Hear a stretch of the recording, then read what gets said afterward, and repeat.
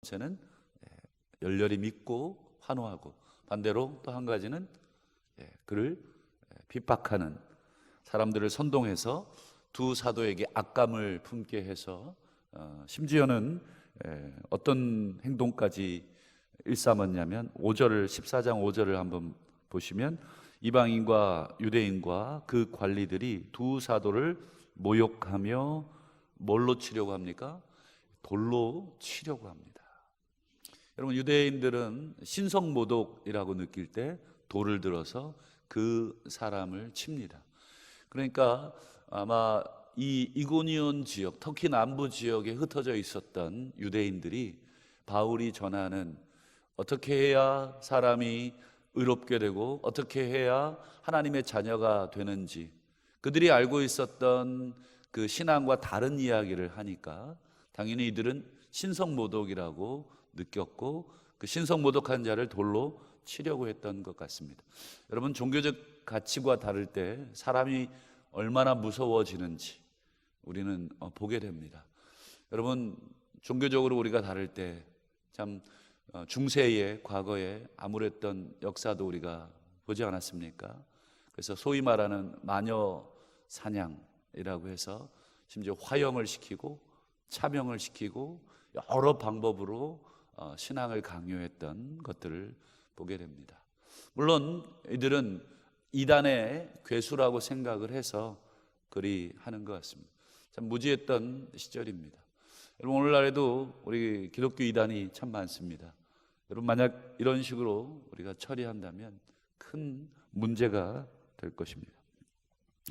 여러분, 어쨌든 사도 바울 일행은 돌에 맞아 죽을 뻔 했는데 어떻게 합니까? 우리 6절을 한번 볼까요? 6절 같이 한번 읽어보겠습니다. 시작. 그들이 알고 도망하여 루가오니아의 두 성 루스드라와 더베와 그 근방으로 갑니다. 그러니까 이고니온에서 돌에 맞으려고 했을 때 돌에 맞아 죽었습니까? 아니죠. 여기서 그들이 알고 도망을 칩니다. 그래서 옆에 있는 루스드라 그리고 또 옆에 있는 더베 그 근방으로 약 한 100km 정도 떨어진, 여기에서 아마 광주 정도 떨어진 지역으로 또 피신을 해서 갑니다. 여러분, 환난이나 핍박, 복음을 전하면서 환난이나 핍박이 있을 때 여러분 어쩔 수 없이 우리가 순교를 해야 될 때가 있습니다. 물론 사도행전 마지막 28장에 바울이 로마로 끌려가 이제 거기서 참수를 당하게 되지 않습니까? 거기서는 어쩔 수 없습니다. 왜냐하면 도망갈 방법이 없기 때문에. 그런데 여러분, 어쩔 수 없이 순교할 수 있는 상황이 있지만 여러분, 내 목숨 하나 부지하고자 하는 것이 아니라 복음을 더 전해야 하는 상황이라면 여러분, 순교 또는 돌에 맞거나 여러 가지 어려움을 당할 때 여러분 피하는 것이 지혜입니다. 내 한 사람 목숨 구걸하는 게 아니기 때문에 더 복음을 전해야 하는 그 사명을 감당하기 위해서는 여러분 피하는 것이 또한 가능합니다. 우리 7절을 보시면 이렇게 기록이 되어 있어요. 그 근방으로 가서 거기서 무엇을 합니까? 복음을 전합니다.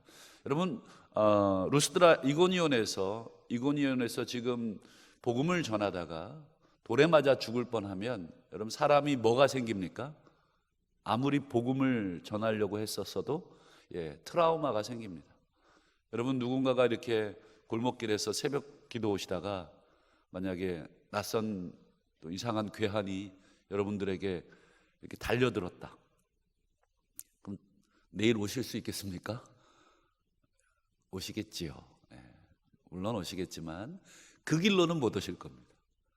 사람이라는 게 그런 트라우마가 있습니다. 여러분, 바울이 아무리 하나님의 복음을 전하려고 했었다 할지라도 여러분 돌에 맞는 그 끔찍한 그 상황을 직면하는 경험 참 무섭습니다. 아마 여러 가지 이 폭행이나 폭력을 당해본 경험이 있는 분들은 아마 치를 떨게 되죠. 그런데 여러분, 만약에 바울이 그 돌에 맞는 거를 자신의 안위를 위해서 피했다면 여러분 이 이고니온에서 피해서 루스드라나 더베로 도망갔을 때 거기에서도 복음을 전할 수 있습니까? 방금 복음 전하려고 했다가 복음 전하다가 돌에 맞을 뻔했는데 또 그곳에서 복음 전하면 또 돌에 맞을 가능성을 염두에 둘 수밖에 없죠. 그런데 바울은 자신의 어떤 목숨이나 안일이 아니라 복음을 위해서 도망을 쳤기 때문에 또 복음을 전할 수 있는 것입니다. 자기가 죽음을 각오하지만 그냥 평범하게 또는 그냥 복음을 전하지 못하는 상황은 맞이하지 않겠다 하는 것을 보게 됩니다. 좌우간 여러분, 바울과 바나바 일행은 루스드라에서 이제 루스드라로 도망을 칩니다. 그래서 거기서도 복음을 전하는데 이번에는 정반대의 상황을 또 경험하게 됩니다. 그것이 오늘 본문인데요. 이고니온에서는 돌에 맞을 뻔했지만 루스드라와 더베 이 지역에서는 거꾸로 신으로 추앙을 받습니다. 우리 14장 8절과 9절인데요. 한번 볼까요? 루스드라에 누가 있습니까? 발을 쓰지 못하는 한 사람이 앉아 있습니다. 근데 나면서 걷지 못하게 된 사람입니다. 걸어본 적이 없는 거죠. 이걸 어떻게 표현해야 될지 모르겠습니다만 소아마비라든지 아니면 선천적 장애를 입고 태어난 분 같습니다. 그 사람에게 9절 보시면 바울이 말하는 것을 듣습니다. 바울이 아마 이 사람에게만 말한 것 같지는 않고 아마 여러 회중을 두고 아마 말을 했고 아마 누군가가 이 사람도 같이 이곳에 데리고 온 것 같습니다. 그리고 바울이 말하는 것을 듣습니다. 그리고는 바울이 그 안전뱅이를 보고 주목을 합니다. 그에게 무엇가 있는 것을 바울이 또 봅니까? 구원받을 만한 믿음이 있는 것을 봅니다. 이게 어떻게 보일까요? 참 이게 영안으로 이렇게 꿰뚫고 볼 수도 있지만 사람이 사람과 이야기하다 또 복음을 전하다 보면 상대방의 뭐가 느껴집니까? 반응이 느껴집니다. 여러분 아마 여러 사람을 상대하고 여러 사람과 이야기하다 보면 저 사람이 내 이야기를 듣는가, 단순히 듣는가, 아니면 정말 흡수하는가, 아니면 튕겨내는가, 이 세 가지 정도로 우리가 볼 수 있습니다. 단순히 그냥 튕겨내는 사람은 아무리 얘기해도 제 말을 또 내 말을 듣지 않는 것이고 그냥 단순히 그냥 듣는 것이고, 또 한 사람은 열렬히 흡수하면서 경청하면서 정말 완전히 우리 빠져든다 그러죠. 빠져들면서 그렇게 듣습니다. 아마 이 안전뱅이는 바울이 전하는 이 말, 예수 그리스도로 말미암아 우리가 구원받을 수 있고, 아마 어떤 말을 더 했는지 성경은 기록하지 않지만 아마 우리가 온전케 되는 것, 영혼뿐 아니라 우리의 육신까지도 주님이 다시 오실 때, 그리고 새 하늘과 새 땅이 올 때 거기에는 사망이나 애통이나 곡하는 것이나 아픔이 다시 있지 않는 그런 하나님 나라의 완전한 도래가 왔을 때 우리의 육신이 온전해진다 하는 것까지 여러분 들었을 가능성도 저는 있다고 생각을 합니다. 여러분 그런 말 들으면 어떻습니까? 귀가 확 열리고 몸이 앞으로 숙여집니다. 여러분 병이 한두 개씩 다 있으실 텐데 무릎이 안 좋으신 분들은 류마티스에 좋다 만약에 이런 약을 누군가가 얘기하면 귀가 솔깃하죠. 자기가 아픈 곳에 그 귀가 솔깃하게 되어 있습니다. 아마 이 평생을 일어나 보지 못한 이 사람에게는 자기가 일어날 수만 있다면, 자기가 걸을 수만 있다면 하는 간절한 열망으로 평생을 살아오지 않았겠습니까? 아마 그런 믿음을 아마 바울에게 보여줬던 것 같습니다. 그래서 그에게 구원받을 만한 믿음이 있는 것을 바울이 보게 됩니다. 여러분 오늘 이 루스드라의 안전뱅이를 그래서 바울이 어떻게 해줍니까? 고쳐주게 됩니다. 여러분 이 안전뱅이가 일어난 사건이 여러 가지 의미가 있지만 또 가장 중요한 의미가 있습니다. 여러분 바울과 바나바가 전한 복음이 사실이다, 그리고 바울과 바나바가 전한 복음이 진리라고 하는 것을 오늘 이 안전뱅이가 일어나는 사건을 주변 사람들이 보고는 어떻게 됐을까요? 확실하게 믿습니다. 예를 들면 이거 새벽 시간에 적당한 얘기는 아닌데 그래도 참고로 저희 어릴 때 이 동네 약장수들이 이렇게 오시지 않습니까? 저희 때도 그랬던 것 같은데, 그러면 뭐 앞에 이 차력쇼를 보여주시고 막 불쇼도 보여주시고 막 이상한 거 막, 그래서 동네 사람들 쫙 막 달려옵니다. 구름대처럼. 아이들이 항상 그런 거에 또 흥미 있지 않습니까? 그래서 이렇게 해서 어른들 다리 사이로 막 이렇게 해서 비집고 오면 애들은 흉내를 잘못 내, 애들은 가라, 뭐 이런 흉내를 내시지 않습니까? 막 그러면서 오히려 가라는 말이 더 아이들을 붙들어 놓죠. 야, 이 도대체 이거 어른들만 이게 보는 거냐? 그러면서 아이들도 더, 항상 아이들이 이 소문의 근원지 아닙니까? 아이들은 순진해서 금방 모여듭니다. 그럼 어른들도 궁금해서 또 하나 둘 모여들고, 그러면서 이제 뭐 차력쇼를 마치고는 늘 뭐를 합니까? 약을 이렇게 집어들죠. 그러면서 이 약으로 말씀드리자면 뭐 어쩌고 저쩌고. 근데 이제 결정적으로 이 말을 믿게 하기 위해서 어떻게 합니까? 꼭 순진하게 생긴 저처럼 생긴 아이를 이렇게 부르죠. 너 이리 와. 그래가지고 이 약을 먹여놓습니다. 먹여놓고는 또 시간을 보내죠. 한 몇 분이나 보냈을까요? 뭐 어쨌든 보냅니다. 그러면 어떻게 돼요? 이렇게 뒤에서 이렇게 이상한 게 나오죠. 그러면서 그때는 참 부끄러움, 이게 지금으로 말하면 그건 아이들 저기가 됩니다. 추행이 되죠. 근데 뭐 그 당시에 뭐 그런 개념이 없던 시절이니까 그걸 보고 사람들이 놀래해서 그 약은 순간 다 팔립니다. 아마 회충약, 아주 강력한 회충약이었던 것 같습니다. 여러분, 이 약장수도 자기가 말한 이 약의 효능이 진짜라고 하는 것을 증명해 주는 게 뭡니까? 실제로 그것이 효능이 있음을 보여주는 거 아닙니까?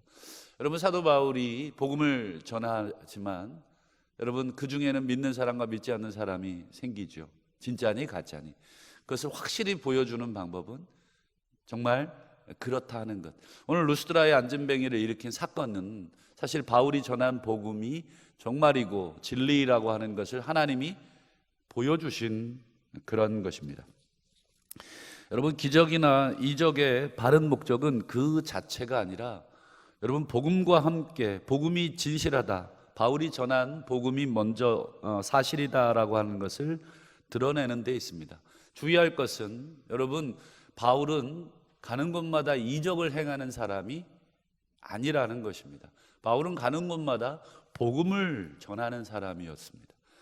그러나 하나님께서 필요하면 바울 일행을 통해서 이적을 행하신 것이지, 바울 일행에게 어디를 가든지 이적을 먼저 행하게 하지는 않았다 하는 것을 말씀합니다. 여러분, 오늘날 뭐 신유 집회 많이 있죠. 여러분, 이런 이적과 신유 항상 여러분 말씀이 여러분 먼저라고 하는 것 여러분 우리가 합니다. 만약에 필요하면 하나님이 사람을 고치실 수도 있습니다. 여러분, 바울의 이 전도의 일정을 보면 말씀드린 것처럼 항상 복음을 먼저 전했고, 이적과 기적이 필요 없으면 그걸 행하지 않고 갑니다. 그러나 필요하면 이적과 기적이 따라오게 된다. 그러니 여러분, 항상 말씀이 먼저라고 하는 것. 특별히 우리가 사도행전 16장을 나중에 살펴보겠습니다만, 여러분, 사도행전 16장에 보면 몇 차가 되겠습니까? 16장이니까 369니까 2차가 됩니다. 빌립보라고 하는 유럽의 첫 성 빌립보에 가니까 복음을 전하는데 점하는 귀신, 그러니까 점치는 귀신, 이 동네에도 점치는 귀신집이 많이 있죠. 점치는 귀신 들린 여종이 계속해서 바울 일행이 전하는 복음을 듣고는 방해를 합니다. 근데 한 번 방해하는 게 아니라 수일 동안 방해를 합니다.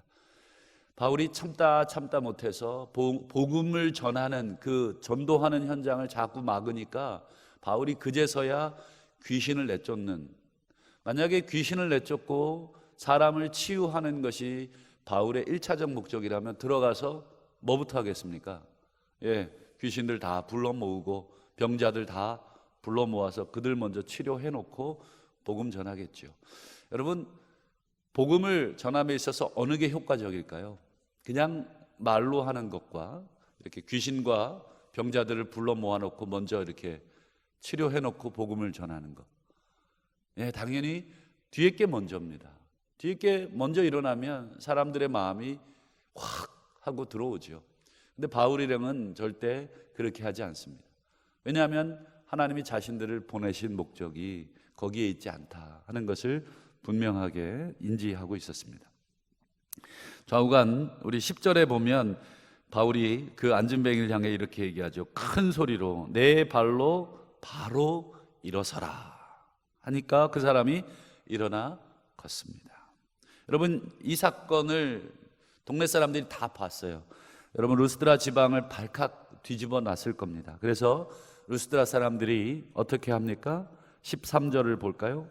시외 제우스 신당의 제사장이, 그러니까 여러분 도시 밖에 제우스 신의 그 신당이 있었고 그 제우스 신을 섬기는 제사장이 이 소식을 듣고는 소와 화환을 가지고 이 집 앞으로 와서 무리들과 함께 바울 일행에게 제사를 지내려고 합니다. 참 이거 웃어야 할지 울어야 할지. 왜 이런 현상이 일어났냐면 이 당시에 루스드라 지방에 한번 큰 그 신화가 있는데 제우스와 헤르메스가 사람의 모양으로 이 지역에 내려왔는데 아무도 영접하지 않더라는 거예요. 결국은 어떤 허름한 노인이 제우스와 헤르메스 신을 그제서야 영접을 했고 제우스와 헤르메스 신이 그 노인의 집을 축복을 하고 영접하지 아니한 다른 많은 집들을 그냥 불태워 죽였다 하는 그 신화가 그 지방에 있었습니다.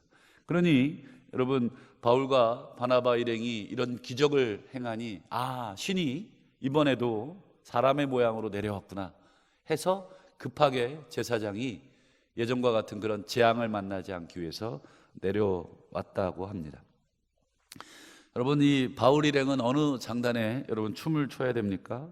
복음을 전했을 때 두 가지 이 경험을 다 하게 됩니다. 하나는 돌에 맞아 죽을 뻔한 핍박이고 또 하나는 이런 지금 루스드라에서 만나는 신대접, 사람들이 자신에게 제사하려고 하는 이런 것입니다. 여러분, 이 두 가지 모두가 사실 우리에게 유혹입니다. 여러분, 복음을 전하거나 신앙생활을 잘 하려다 보면 핍박을 받게 되기도 하고요. 또 반대로 우리를 칭송하고 우리를 신대접까지는 아니어도 정말 성인까지 정말 존경하는 그런 대접을 받게 됩니다. 여러분, 핍박을 받게 되면 어떻게 됩니까? 우리의 신앙이 위축이 되고요. 또 반대로 신대접을 받게 되면 어떻게 됩니까? 우리가 우쭐해져서 교만해지게 됩니다. 여러분은 앞서 12장에서 헤롯 아그리파 1세 헤롯 왕이 여러분 사람들에게 연설했을 때 사람들이 뭐라고 했습니까? 이는 신의 목소리고 사람의 소리가 아니다. 여러분, 그때 헤롯 왕이 그들을 어떻게 하지 않았습니까? 책망하지 않았습니다. 그들을 조용히 시키지 않았습니다. 그냥 침묵으로 그들의 말을 묵인해 주게 되죠. 그래서 어떻게 됐습니까? 벌레가 먹어서 죽게 되는 사건을 보지 않았습니까? 여러분, 바울 일행도 여러분 돌에 맞아 죽을 뻔한 핍박과 그리고 신대접을 받게 되는 이런 엄청난 사건, 정말 냉탕과 온탕을 지금 다 경험하게 됩니다. 제가 바울이었다면 루스드라에서 그냥 왕으로 그냥 살아도 괜찮겠다. 참 이들이 나를 신으로 추앙하는데 정말 신대접 받으면서 그냥 이 지역에 눌러 앉았으면 좋겠다. 여러분, 나를 핍박하는 곳에 있는 것보다 나를 대접하는 곳에 아마 있는 거 우리 사람들의 인지상정 아니겠습니까? 바울 일행도 그런 유혹이 당연히 있었겠지만 바울은 과감하게 이렇게 얘기합니다. 14절, 두 사도 바나바와 바울이 듣고 옷을 찢고 무리 가운데 뛰어들어가 소리를 칩니다. 그리고는 복음을 전하죠. 그리고 하나님에 대한 얘기를 하고 나서 18절, 이렇게 말하여 겨우 무리를 말립니다. 겨우 말렸다. 그러니까 얼마나 큰 저기가 있었다 하는 것을 보게 됩니다. 아무리 얘기해도 사람들이 그걸 믿지 않으려고. 왜요? 과거에도 제우스 신과 헤르메스 신이 사람의 모양으로 나타나 자신들의 마을을 불태웠던 그런 아픔, 트라우마를 갖고 있기 때문에 아무리 말려도 아무리 해도 제사를 지내려고 했던 것 같습니다. 그래서 바울 일행이 겨우 말려서 자신들에게 제사를 못 드리게 합니다. 여러분, 복음을 전하거나 신앙생활할 때 여러분 핍박과 이 높임, 박해와 이 신대접 사이에 우리가 유혹을 받게 됩니다. 우리 이 두 사이에서 바울은 신앙의 줄타기를 잘 했던 사람입니다. 이쪽으로도 넘어지지 않고 이쪽으로도 넘어지지 않고, 그렇게 하나님이 바울을 통해서 이 세계 복음화의 기초를 잘 쌓아 놓으셨습니다.